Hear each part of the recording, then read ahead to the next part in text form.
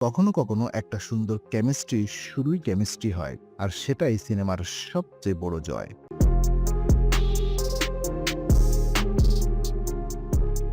Internet আজকাল খুব দ্রুত কিছু বুঝে ফেলে, কখনো কখনো ভুলও বুঝে ফেলে। কিন্তু কিছু মুহূর্ত আছে, কিছু চোখের ভাষা আছে, কিছু নীরবতা আছে, যেগুলো নিয়ে প্রশ্ন ওঠা স্বাভাবিক। আজ আমরা কথা বলবো ঠিক সেই প্রশ্নটা নিয়ে। ধানুষ, মৃণাল ঠাকুর, দুজন মানুষ, দুটো আলাদা ইন্ডাস্ট্রি, দুটি আলাদা জার্নি। কিন্তু একটি সিনেমার পর, একটি সিক্রেট প্রজেক্ট এর পর হঠাৎ করেই সোশ্যাল মিডিয়া যেন একটা নাম বানিয়ে ফেলে, ধানুষ মৃণাল। প্রশ্নটা খুব সোজা, কিন্তু উত্তরটা ভীষণ জটিল। এই যে অন স্ক্রিন কেমিস্ট্রি, এই চোখে চোখ, এই থেমে যাওয়া সংলাপ, এই অসম্পূর্ণ হাসি, এগুলো কি সত্যি অভিনয়, নাকি ক্যামেরা বন্ধ হওয়ার পরেও এই গল্পটা আরেকটু এগিয়ে যায়? আজ আমরা গসিপ করব না, আজ আমরা কল্পনা করব না, আজ আমরা কাটাছেঁড়া করব দৃশ্য, আচরণ, টাইমলাইন, মিডিয়া প্যাটার্ন আর মানুষের মনস্তত্ত্ব। শেষে কোনো রায় দেব না, শুধু প্রশ্নটা আপনাদের হাতে ছেড়ে দেব। দ্য স্পার্ক, অনস্ক্রিন ম্যাজিক কোথা থেকে আসে? প্রথমেই একটা সত্য মেনে নিতে হবে, ধনুষ আর মৃণালের অনস্ক্রিন কেমিস্ট্রি অস্বীকার করা যায় না। সিক্রেট প্রজেক্টের কিছু দৃশ্য আছে যেগুলোতে কোনো অতিরিক্ত সংলাপ নেই, শব্দ কম, চোখ বেশি। একটা দৃশ্যে ধনুষ জানলার পাশে দাঁড়িয়ে বাইরে তাকিয়ে, মৃণাল পেছনে, কিছু বলতে চেয়েও থেমে যাচ্ছে। ক্যামেরা কাট করে না, ডিরেক্টর সময় নেয়। এই সময়টাই গুরুত্বপূর্ণ, কারণ এই সময়ই দর্শক ভাবে এটা কি স্ক্রিপ্টে লেখা ছিল। ধনুষের অভিনয়টা একটা পুরনো স্টাইল আছে, তিনি আবেগ দেখান না, ধরে রাখেন। মৃণাল আবার ঠিক উল্টো, তার চোখে আবেগ ভেসে ওঠে খুব স্বাভাবিকভাবে। এই দুই স্টাইল যখন এক ফ্রেমে আসে, তখন একটা টেনশন তৈরি হয়, একটা অদৃশ্য টান। ডিরেক্টর এখানে খুব বুদ্ধিমানের কাজ করেছেন। ক্লোজ আপ কম, মিড শট বেশি, মানে দর্শককে খুব কাছে যেতে দেওয়া হয়নি, কিন্তু দূরেও রাখা হয়নি। এই ভিজুয়াল ডিস্ট্যান্সই কেমিস্ট্রি বাড়ায়। ফিল্ম রিলিজের পর যা হয় সেটাও গুরুত্বপূর্ণ। টুইটার, ইনস্টাগ্রাম, রিলস, একই ক্লিপ বারবার ঘুরতে থাকে। ফ্যানরা স্লো মো করে দেখে, did you see that look, why did she smile like that, why didn't she pull his hand away. এই প্রশ্নগুলো সিনেমার বাইরে গিয়ে জন্ম নেয়। এখান থেকেই শুরু হয় অনুমান। ক্যামেরার বাইরে আচরণ, নীরবতা আর পাবলিক স্পেস। এখন আসা যাক সিনেমার বাইরের দুনিয়ায়। 2025 সালের মাঝামাঝি ধনুষ ও মৃণালকে একসাথে দেখা যায় একাধিক পাবলিক ইভেন্টে।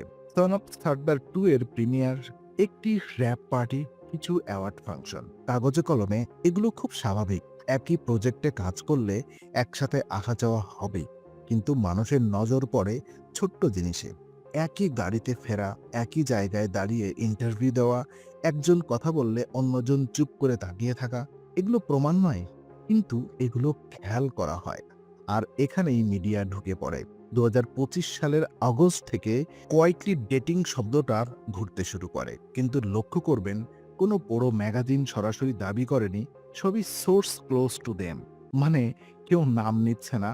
আরও একটা বিষয় গুরুত্বপূর্ণ, মৃণাল এই সময়টাতে কোনো ইন্টারভিউতে ধনুষকে নিয়ে অতিরিক্ত আবেগ দেখাননি। বলেছেন হিজ গুড ফ্রেন্ড, এই লাইনটা খুবই নিরাপদ, একদম ইন্ডাস্ট্রি প্র্যাকটিস অনুযায়ী। আর ধনুষ, তিনি একেবারেই নীরব। ডিভোর্সের পর নিজের দুই সন্তানের কো প্যারেন্টিং, ক্যারিয়ারের ফোকাস, এই তিনটা শব্দেই তার পাবলিক ইমেজ সীমাবদ্ধ। এই নীরবতাও প্রশ্ন তৈরি করে, কিন্তু উত্তর দেয় না। গুজব এআইআর, ফেব্রুয়ারি 2026-এর গল্প। এবার আসা যাক সবচেয়ে বিতর্কিত অংশে। 2026 সালের ফেব্রুয়ারি, ভ্যালেন্টাইন্স ডে। হঠাৎ করেই ভাইরাল হতে শুরু করে কিছু ছবি। একটি বিয়ের মণ্ডপ, বর কনে, নাম ধানুষ, মৃণাল। কিন্তু একটু ভালো করে দেখলেই বোঝা যায় এই ছবিটা বাস্তব নয়, এআই জেনারেটেড ডিপ ফেক। এটাই আমাদের সময়ের সবচেয়ে বিপজ্জনক জায়গা, কারণ এখন চোখ যা দেখে তা আর সত্য নাও হতে পারে।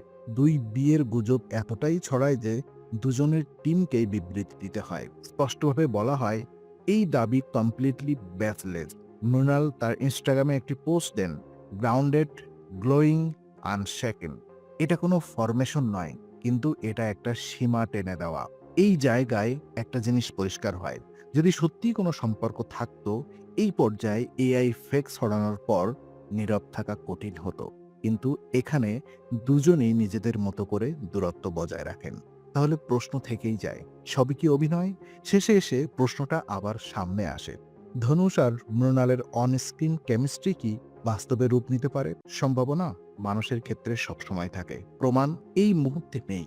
যা আছে তা হলো একটি অসাধারণভাবে নির্মিত সিনেমা, দুটি পরিণত অভিনয়, একটি ইন্ডাস্ট্রি মেডিয়েটেড গুজব চক্র আর দর্শকের কল্পনা। অনেক সময় আমরা ভালো অভিনয়কে বাস্তব আবেগ ভেবে ফেলি, কারণ আমরা চাই গল্পটা আরও চলুক, কিন্তু বাস্তব জীবনে সিনেমার চেয়েও জটিল। এই গল্পের সবচেয়ে বড় সত্যটা সম্ভবত এই ধনুষ ও মৃণাল দুজনেই জানেন কিভাবে স্ক্রিনে আগুন লাগাতে হয়, কিন্তু সেই আগুন বাস্তবে জ্বলছে কিনা তা জানার অধিকার আমাদের নেই, আর হয়তো জানার দরকারও নেই। কারণ কখনো কখনো একটা সুন্দর কেমিস্ট্রি শুধুই কেমিস্ট্রি হয়, আর সেটাই সিনেমার সবচেয়ে বড় জয়।